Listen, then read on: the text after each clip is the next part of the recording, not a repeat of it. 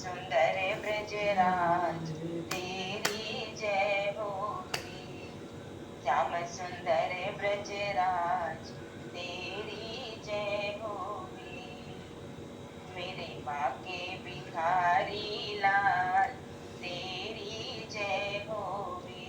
मेरे बाके बिहारी लाल तेरी जय होगी। जय होवे तेरी जय होगी। जय होवे तेरी जय होगी। सर्वप्रथम आप सभी भक्तजनों के श्री चरणों में भगवत भाव से सादर वंदन, सादर नमन। आप सभी को यथायोग्य जय श्री राम, जय जय श्री राधे, हरि शरण, जय श्री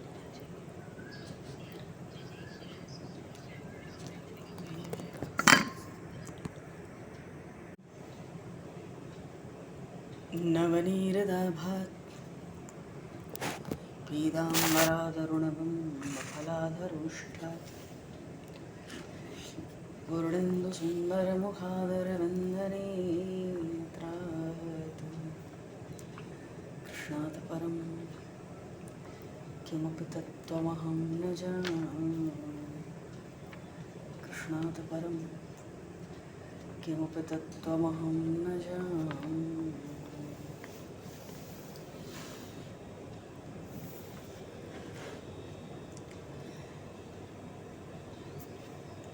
आज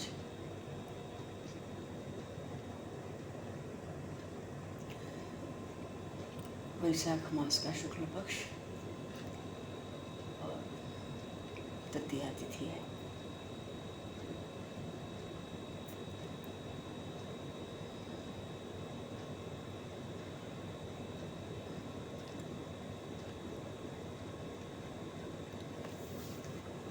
अक्षय तृतीया के नाम से बड़ी प्रसिद्ध, बड़ी विख्यात तिथि है।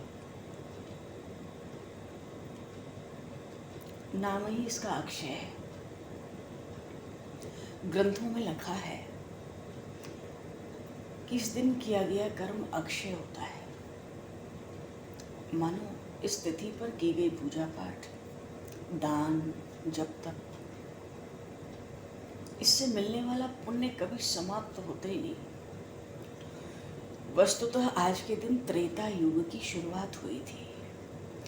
बोलिए श्री राम राजा सरकार की। वस्तुतः भगवान श्री राम का अवतार तो त्रेता के अंत में, मानो त्रेता और द्वापर की संधि में हुआ, पर आज के दिन षष्ठी में त्रेता युग का आरंभ हुआ था। इसलिए इसको युगादि तिथि भी कहा जाता है। इसलिए ये शुभारंभ का दिन है। बिना देखे विचारे हर शुभ कार्य के लिए बड़ा शुभ मुहूर्त है। और स्थिति पर कहा गया भगवान नारायण का भी प्रागट्य है। बोलिए श्री बद्री नारायण भगवान की जय। आज श्री बद्री नारायण के पट खुलते हैं और श्री धाम वृंदावन में श्री बांके बिहारी लाल जी के चरण दर्शन होते हैं वर्ष में एक बार। आज की ही तिथि पर भगवान परशुराम भी प्रकट हुए। सुनते हैं आज की तिथि पर भगवान का हैग्रीव अवतार भी हुआ। अच्छा, भगवान परशुराम चिरंजीव हैं। चिरंजीव का अर्थ तो यही हुआ ना, अक्षय। इसलिए इसको अक्षय तृतीया भी कहते हैं और चिरंजीवी तिथि भी कहते हैं कहीं कहीं। पुराणों की कहें तो इस तिथि पर कुबेर जी को देवताओं का कोषाध्यक्ष भी बनाया गया। इस तिथि पर माता लक्ष्मी की भी पूजा होती है। और महाभारत की बात कहें तो महाभारत ग्रंथ के अनुसार इसी दिन भगवान सूर्यदेव ने धर्मराज युधिष्ठिर को सोने का अक्षय पात्र दिया था, जिसमें से अन्न कभी समाप्त नहीं होता था। अब वन में रहते थे, आतिथ्य सत्कार कैसे करें, ब्राह्मण साधुओं का सत्कार कैसे करें, ऐसा पात्र तो बहुत आवश्यक था। अक्षय है जब तक महारानी द्रौपदी भोजन नहीं करती तब तक ये अक्षय बना रहता था। उसके बाद फिर भोजन इसमें से नहीं आता था। तो ये अक्षय पात्र भगवान सूर्य ने आज के ही दिन धर्मराज युधिष्ठिर महाराज को दिया था।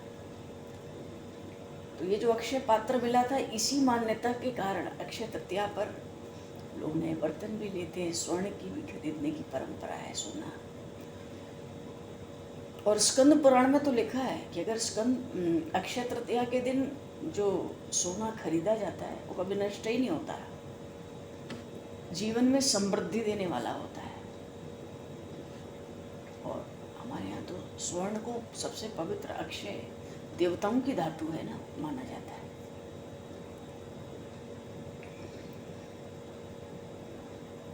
और ग्रंथों में ये भी बताया, जब स्वर्ण खरीदें तो पूर्व या उत्तर दिशा से खरीदें। और ब्रह्मांड पुराण में लिखा है, अपने घर में उत्तर दिशा में जो खरीदा हुआ स्वर्ण होता है आज के दिन, उसको रखना बड़ा शुभ फल देता है। और शास्त्रों में ये भी मान्यता है, सूर्यास्त के बाद स्वर्ण नहीं खरीदना चाहिए। आज अक्षय तृतीया पर माँ लक्ष्मी का भी विशेष पूजन होता है। ओम श्रीम श्रीयै नमः।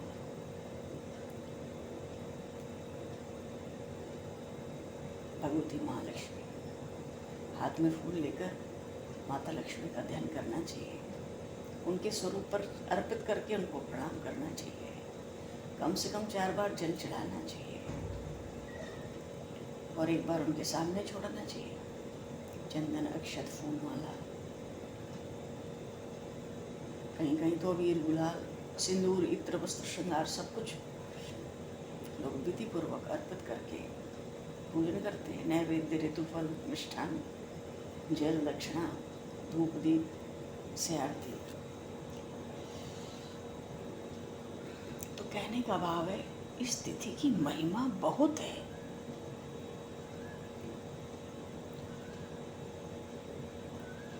इस अक्षय तृतीया तिथि की महिमा बहुत है।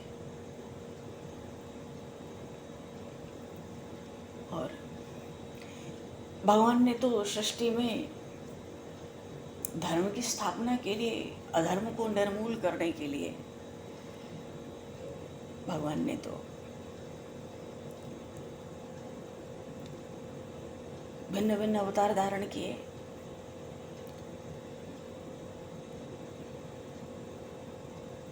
भगवान नारायण ने अपनी लीला शक्ति से जन्म धारण करके जो स्वेच्छा से कर्म किए, उन चरित्रों की, उन लीलाओं की अपार महिमा है।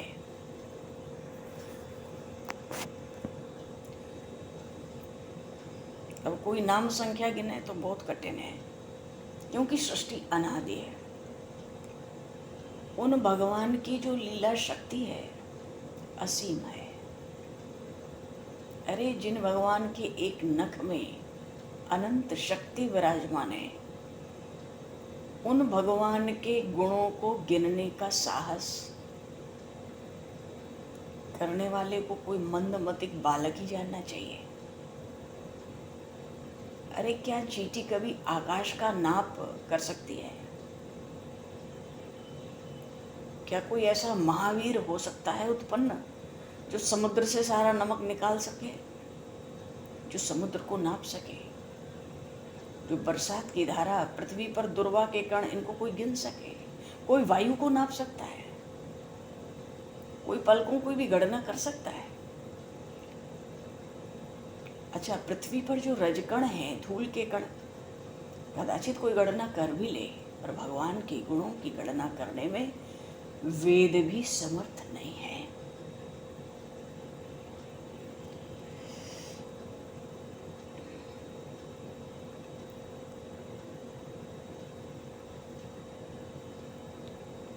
नव योगेश्वर जब राजा नेमि से मिले थे तो कहा था, उन आदि पुरुष की आप लोग कथा श्रवण करो। ये ब्रह्मांड नारायण ने कैसे बनाया? आज भगवान नारायण का प्रागट्य दिवस है और इस अक्षय तृतीया महान पर्व की सबको खूब खूब बधाई और खूब खूब शुभकामनाएं। भगवान नारायण ने आत्मशक्ति के द्वारा ये जो पंच महाभूत हैं, पृथ्वी जल अग्नि वायु आकाश, इसको, इस पंच महाभूत को साकार रूप धारण कराया। अब वायु का क्या कोई साकार रूप हो सकता है? तो इन 5 महाभूतों को साकार रूप धारण करा के तब ब्रह्मांड का निर्माण किया। और ये ब्रह्मांड ही उन विराट पुरुष का शरीर कहा जाता है। और इस ब्रह्मांड में स्वयं भगवान ने ही प्रवेश किया, इसीलिए भगवान पुरुषोत्तम कहलाए। भगवान अकर्ता है, मानो निष्क्रिय ब्रह्म, ब्रह्म में कोई क्रिया नहीं होती है। फिर भी योग माया के बल से, गीता जी में भगवान ने कहा, योग माया को अपने अधीन करके, योग माया के बल से भगवान, जैसे 4 अध्याय में गीता जी में आया, ये जो पिसन भया आत्मा भूतानाम ईश्वरो पिसन प्रकृतिम स्वामधिष्ठाय संभवाम्यात्म माया। भगवान ने कहा, मैं अजन्मा हूँ, अविनाशी हूँ, संपूर्ण प्राणियों का ईश्वर हूँ, फिर भी प्रकृति को अधीन करके अपनी योग माया से प्रकट होता हूँ। कब होता हूँ? जब अधर्म का लोप होता है, धर्म स्थापित करना होता है, पाप का साम्राज्य बहुत बढ़ जाता है। तो भगवान है तो निष्क्रिय, फिर भी कर्म करते हैं, अकर्ता होके भी कर्म करते हैं, अजन्मा होके भी जन्म धारण करते हैं। योग माया से ही तो भगवान संसार में चेतना डालते हैं। अच्छा, त्रिभुवन तो भगवान का स्वरूप ही है, भगवान का शरीर ही है त्रिभुवन, तीनों लोग।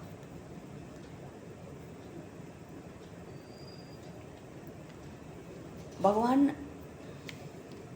नारायण ये पुरुषोत्तम भगवान ही रजोगुण से ब्रह्मा जी बन जाते हैं, तमोगुण से भगवान शिव का रूप धारण कर लेते हैं, सत्वगुण की शक्ति से स्वयं भगवान विष्णु के रूप में प्रकट हो जाते हैं। मानो हर कल्प में, एक कल्प में 4 अरब 32 करोड़ वर्ष होता है, एक कल्प की अवधि है 4 अरब 32 करोड़ वर्ष। तो हर कल्प में भगवान ब्रह्मा विष्णु महेश 3 गुणों से प्रकट होते हैं, तभी तो ये पुरुषोत्तम है। पर श्रीमद् भागवत में आया, धर्मस्य दक्ष दुहितर यजनिष्ठ मूर्त्वा नारायणो नर ऋषि प्रवर प्रशांत। वो अजन्मा है, फिर भी संसार में योनि में जन्म लिया। उन्होंने धर्म ऋषि की धर्म पत्नी मूर्ति नाम की जो दक्ष की कन्या थी, उनको माता बनाकर धर्म की पत्नी मूर्ति के गर्भ से एक होते हुए भी नर और नारायण 2 रूपों में भगवान अवतरित हुए। बोलिए श्री नर नारायण भगवान की जय, श्री बद्री नारायण भगवान की जय।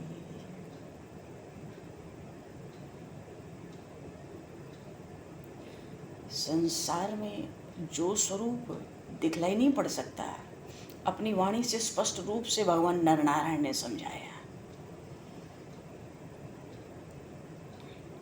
ये भगवान का नारायण अवतार हुआ। और तब तो ऐसा था इनका, आज भी जो बद्रीनारायण भगवान के दर्शन करता है, दर्शन करने वाले को भगवान नर नारायण क्या करते हैं? संसार के कल्याण के लिए निरंतर तप में रहते हैं। तो जो दर्शन करता है, भगवान नारायण के तप का 1/6 भाग उसको मिल जाता है। दर्शन करने वाले को ऐसा प्रभाव है भगवान बद्रीनारायण के दर्शन का। पर देवराज इंद्र तो ऐसे कि नारायण के तप को देख के भी भयभीत हो गए, कहीं ज्यादा निष्पाप हो गए तो मेरा स्थान ले लेंगे। कामदेव को भेजा बद्रिकाश्रम में अप्सराओं के साथ तप भंग करने के लिए। सब प्रयास हुए, पर भगवान नारायण लेश मात्र भी विचलित नहीं हुए, अरे ये तो नारायण ही है। नारायण की महिमा नहीं जानते थे कामदेव, अपना पराक्रम दिखाए, थक गए, भागने का विचार करने लगे, पर हिलने की भी शक्ति नहीं बची थी कामदेव में। तब जब हिलने की शक्ति नहीं हुई, तब नारायण के प्रताप का कामदेव को ज्ञान हुआ। अब तो शाप के डर से वो थर-थर कांपता था। अच्छा, अपराध तो देवराज इंद्र का था, उसने भेजा, पर भगवान नारायण को क्रोध उत्पन्न नहीं हुआ।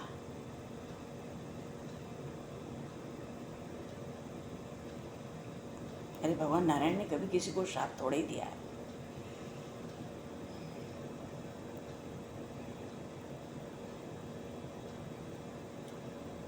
जो कोई अपकार करता है उस पर क्रोध करे तो क्रोध हरा देता है जी। जो अपकार करने वाले का भी उपकार करे वो सर्वश्रेष्ठ परमार्थ कहा गया है, और वही परम शांति का लक्षण है। और ऐसे ही आचरण भगवान नारायण ने संसार में रखा। जहाँ अतिथियों का उचित सत्कार नहीं होता ना, जिस घर में, जिस स्थान में अतिथियों का उचित सत्कार नहीं होता, वहाँ पुण्य की संपत्ति नहीं रहती है, उस घर से पुण्य नष्ट हो जाता है। तो जो अतिथि जिसके योग्य हो वैसा उचित उसका सत्कार होना ही चाहिए। अतिथि को जो सम्मान देता है वो जीवन में आनंद प्राप्त करता है।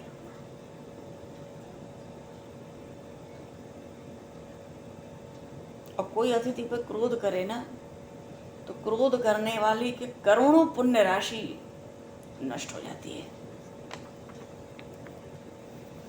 इसलिए गृहस्थ का मुख्य धर्म ही अतिथि सत्कार कहा गया है। पर यहाँ तो तपस्थली में, बद्रिकाश्रम में नर नारायण के समक्ष कामदेव हैं, भगवान उनको भी अतिथि की तरह देखते हैं। पर अभयदान कांप रहा था ना, कामदेव थर थर कांप रहा था प्रताप को जानने के बाद।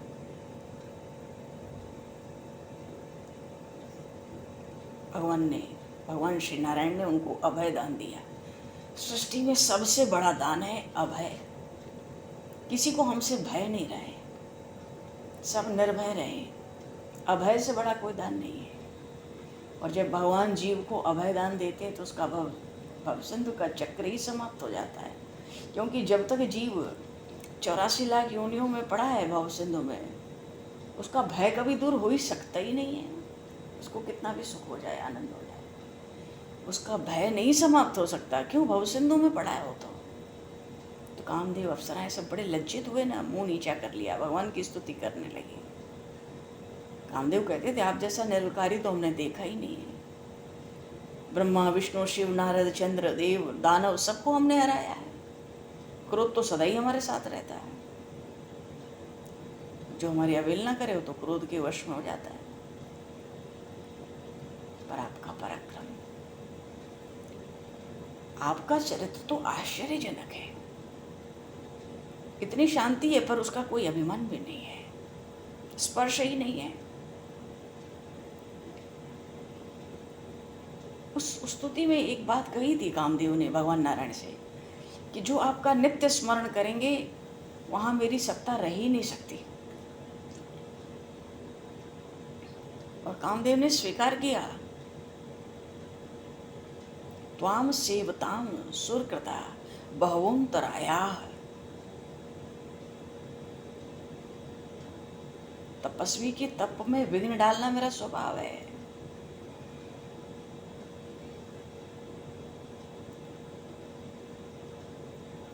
पर भगवान के भक्तों पर नहीं चलती। क्यों? भगवान तो अपने भक्तों की रक्षा करते हैं।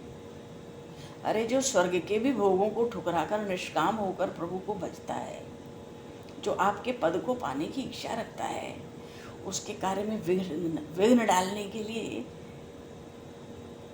देवता कामनाओं को प्रेरित करते हैं। काम के भीतर कामनाएं भी तो सब है ना। देवता तो भक्ति के मार्ग में बाधा डालते हैं, निश्चित रूप से डालते हैं। क्यों? देवता हमारी एक एक इंद्रियों के अधिष्ठान, अधिष्ठान है, मानो एक एक इंद्रिय में एक एक देवता का वास है। उनको तो भोग चाहिए, उनको जब तक भक्ति भाव नहीं चाहिए।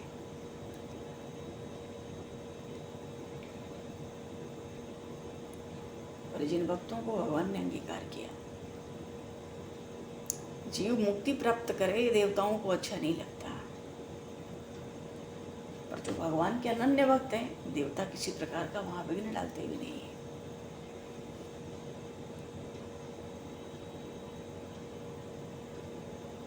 तो अपकारी पे भी जो उपकार करे, कामदेव ने क्या किया, पर भगवान ने उस पर उपकार किया। तो ऐसे निर्विकार, इसी को तो आत्म शांति कहते होंगे। इतना ही नहीं, कामदेव ने देखा कि जहाँ नारायण तप कर रहे हैं, वहाँ पर तो भगवती लक्ष्मी से भी बहुत सुंदर सुंदर स्त्रियां अनेक प्रकार के आभूषणों से सजकर नारायण की सेवा में तत्पर दिख रही हैं। जैसे सूर्य का तेज हो तो जुगनू का तेज तो ढक ही जाता है। तो उन स्त्रियों का जो सौंदर्य है, उसके आगे जो स्वर्ग की अप्सराएं हम लेकर आए, इनका तो रूप ही मंद पड़ गया, फीका पड़ गया।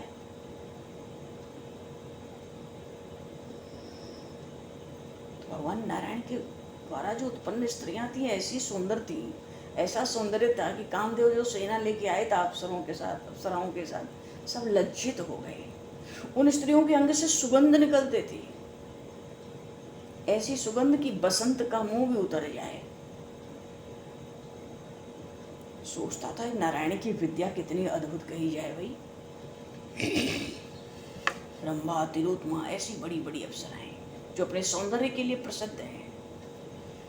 मानो समुद्र मंथन से जो लक्ष्मी प्रकट हुई, उनको भी जीत लिया, उनसे भी बढ़कर सौंदर्य। भगवान नारायण हंस गए जब कामदेव ये सब विचार करने लगा, और प्रभु हंस गए। और भगवान ने कहा, कामदेव, देवराज इंद्र के संतोष के लिए मेरी इन दासियों में से कोई एक दासी जो स्वर्ग का आभूषण बन सके, आप जैसी हो, आप अपने साथ लेते जाइए। मेरे पास अतिथि सत्कार के लिए और कोई भेंट यहाँ तो नहीं है। भगवान ने ऐसा क्यों कहा? कामदेव के पास अप्सराओं का ही तो बल होता है। प्रभु ने इतना सौंदर्य प्रकट कर दिया कि सब लज्जित हो गए। कोई बात नहीं, एक ले जाओ। उर्वशी अप्सरा भी भगवान के हृदय से प्रकट है, कोई एक ले जाइए। आप ले जाओगे, स्वीकार करोगे, तो हम मानेंगे कि आप लोग जो आए थे, हमारे द्वारा आपका अतिथि सत्कार तो कुछ हो ही गया। कामदेव साष्टांग प्रणाम करता है। पास में खड़ी थी उर्वशी नाम की अप्सरा, उसको लेकर स्वर्ग में लौटे। ये जो उर्वशी है, भगवान नारायण के हृदय अर्थात उर, हृदय को उर कहते हैं, को स्पर्श करके खड़ी थी, इसलिए उसका नाम उर्वशी पड़ा।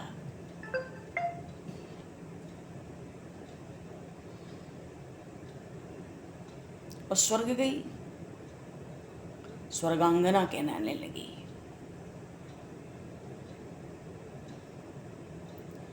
भाव से कोई भगवान का भजन करे तो इंद्र आदि भी विघ्न डालते हैं। ऐसे विघ्नों को भगवान नारायण जैसे समर्थ ही डाल सकते हैं। कोई पामर मंद बुद्धि वाला थोड़ी इसमें सामर्थ होती है। अरे उन नारायण के कारण ही इंद्र को इंद्रत्व प्राप्त हुआ।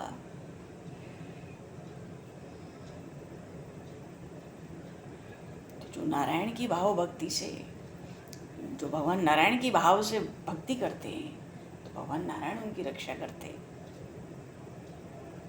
तो जो भगवान के भक्त हैं, काम आदि वहाँ कोई विशेष पीड़ा नहीं दे पाते। और अपने भक्तों की रक्षा के लिए जो भगवान ने इतने अवतार धारण किए, परित्राणाय साधूनां,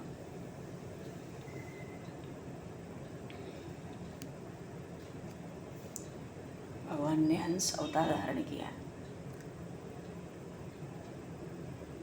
हयग्रीव अवतार भगवान ने धारण किया। 24 अवतारों में एक है। इस हयग्रीव अवतार में आज कहते हैं आज भगवान हयग्रीव का भी प्रागट्य हुआ। बोलिए श्री नर नारायण भगवान की जय, श्री हयग्रीव भगवान की जय। भगवान ने जब हयग्रीव अवतार धारण किया तो मधु कैटभ राम के जो राक्षस थे उनको मार डाला। मधु कैटभ को मारा, मधु को पहले मारा, भगवान मधुसूदन कहलाए।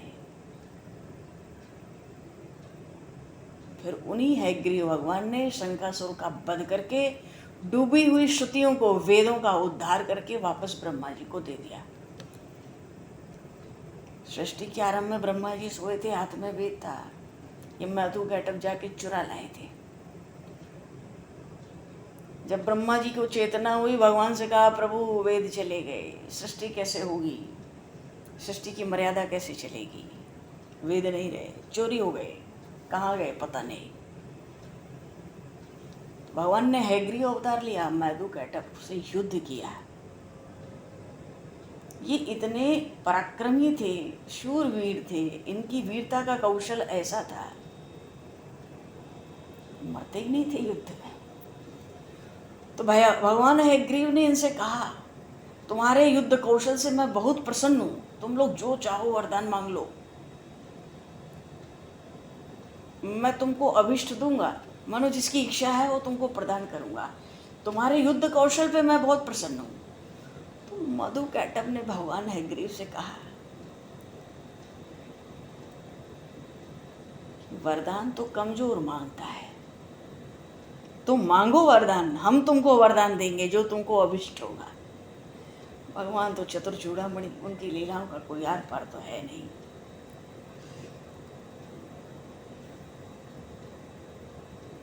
भगवान यही तो चाहते थे वस्तुतः भीतर से। उन्होंने कहा वरदान तो कमजोर मांगता है, तुम मांगो वरदान। तो भगवान ने कहा कि हम वरदान मांगेंगे, जो मांगेंगे दोगे। उन्होंने कहा हाँ हाँ हम देंगे, तुम वरदान मांगो, क्या चाहते हो। भगवान हयग्रीव का अवतार तो लिए ही थे हयग्रीव रूप में, मानो मुख तो उनका घोड़े जैसा था। तो भगवान ने कहा तुम दोनों मर जाओ, हम यही वरदान चाहते हैं।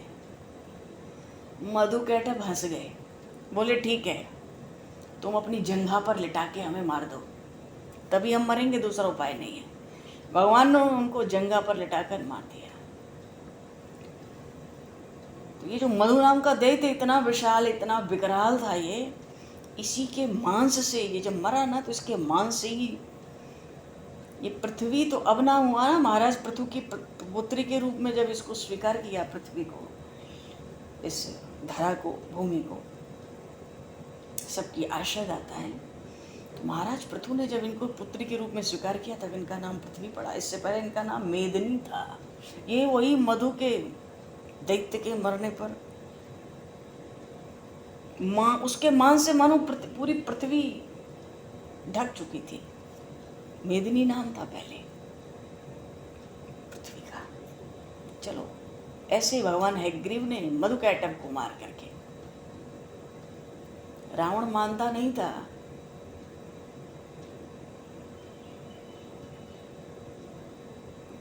तो रावण का महामंत्री नाना भी लगता था, समझाया। पहले ही दिन आधी सेना समाप्त हो गई, क्या विचार कर रहे हो। जिन्होंने दिति के दोनों पुत्र मार दिए, मधु कैटभ मार दिए, वही भगवान ने अवतार लिया है। जिसको बुद्धि बल में पाओ वही तो लड़ो।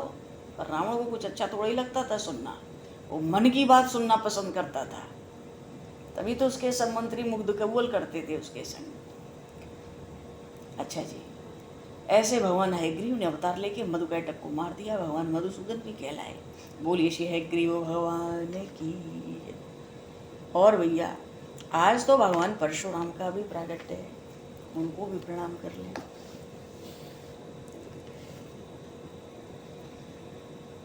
श्रीमद् भागवत में आया, निः क्षत्रियाम कृत गाम च त्रिसप्त कृतो रामस्तु हैय कुलाप्य भारवगाग्नि।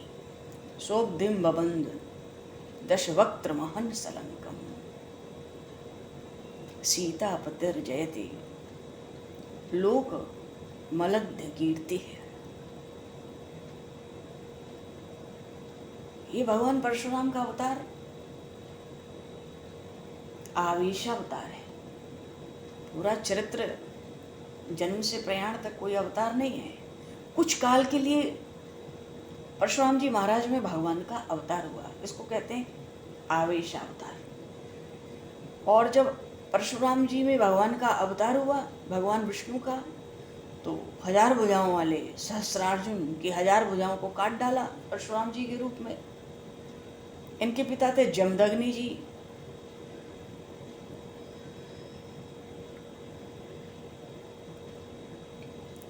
और उस समय महर्षि जमदग्नि की क्रोध की अग्नि में परशुराम जी के जो तेज था ना, वो भभक उठा था। उसके कारण ये जो है वंश था उसका नाश हो गया था। ऐसा तेज आ गया था परशुराम जी में, वही भगवान का आवेशावतार था। और उस समय 21 बार क्षत्रियों को मार के पृथ्वी का भार उतार दिया।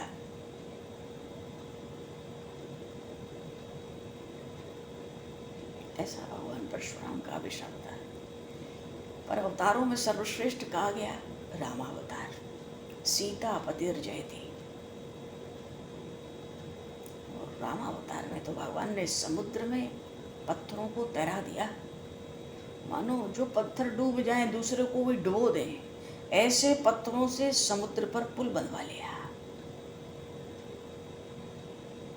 बानरों से दैत्यों को मरवाया। कहाँ बानर तो कहाँ दैत्य, राक्षस। बानरों से दैत्यों को मरवा दिया। और जो स्वर्ण नगरी लंका थी, अपने शरणागत विभीषण को अर्पण कर दी प्रभु ने। वो जंगल में एक शिला पड़ी थी, उन्माता अहिल्या गया तो केवल प्रभु के चरण स्पर्श से उद्धार हो गया। भगवान ने संसार का ही उद्धार किया और अपनी कीर्ति, अपना यश अमर कर दिया। यही कारण है जो राम नाम का जप करे उसको भी पुरुषोत्तम कहा गया है। क्योंकि जो राम नाम का जप करता है वो कर्म अकर्म दोनों से परे हो जाता है। कोई अचानक राम नाम का श्रवण भी कर ले, कलिमल धुल जाता है। ऐसी राम नाम की ख्याति है।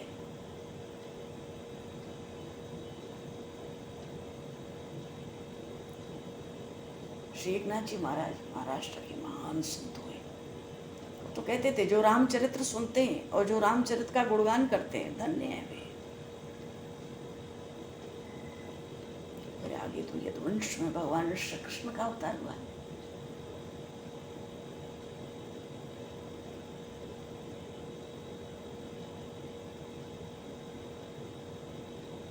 पानी के भीतर हलचल हुए तो क्या होता है, तरंगें उठती हैं।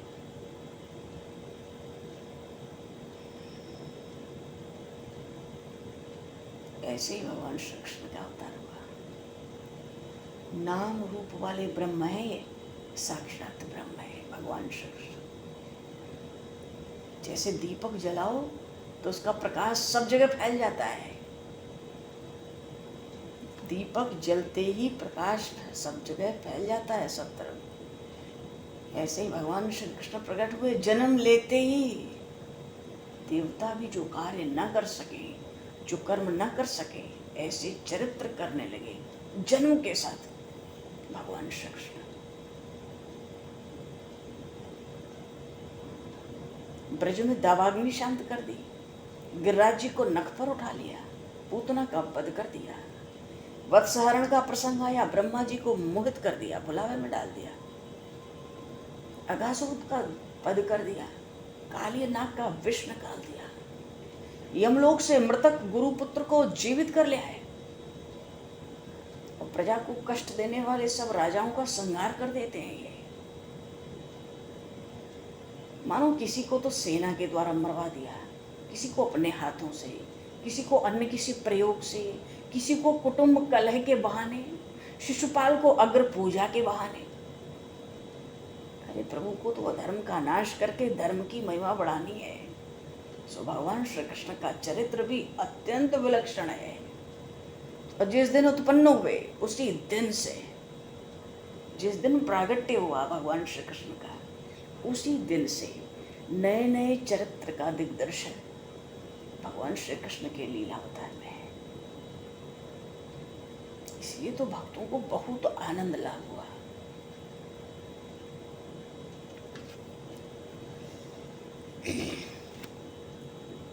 अच्छा जी, बोले श्री भक्त वत्सल भगवान की जय,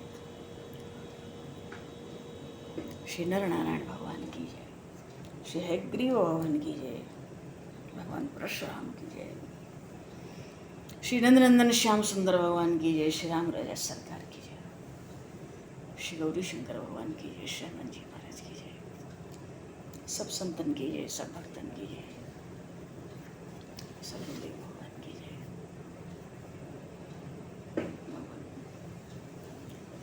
समय को दर्शित करते हुए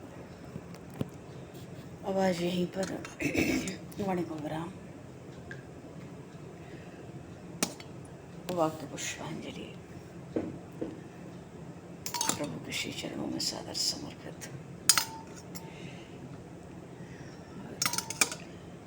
आप सभी को भी यथायोग्य जय श्री राम, जय जय श्री राधे हरिशरण।